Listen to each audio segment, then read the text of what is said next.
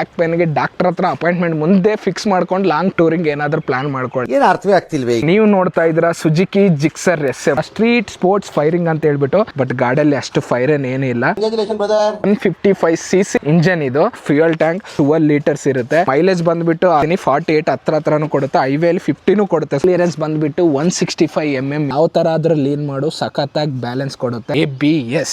So front ಮಾತ್ರ ಸೈಕ್ ಗುರು. Engine heat ಬಂದ್ಬಿಟ್ಟು normal ಆಗಿರುತ್ತೆ. 1,85,000 ಬಡ್ಜೆಟ್ ಬೈಕ್ ಇದು. ಸಿಟಿ ರೈಡ್ಸ್ ಬಂದ್ಬಿಟ್ಟು ಓಕೆ ನಲ್ಲಿ ಇದು ಹೈವೇ ಟೂರಿಂಗ್ ಬೈಕ್ ಅಂತ ಹೇಳ್ಬೋದು. ಬೈಕ್ ವೇಟ್ ಬಂದ್ಬಿಟ್ಟು 148 kg. ಸೀಟ್ ಹೈಟ್ ಬಂದ್ಬಿಟ್ಟು 795 mm ಇದೆ. 13.8 ನ್ಯೂಟನ್ ಮೀಟರ್ ಟಾರ್ಕ್ ಇದೆ. BHP ಬಂದ್ಬಿಟ್ಟು 13.4 at 8,000 RPM. ಲುಕ್ ಈ ತರ ಕಾಣುತ್ತೆ.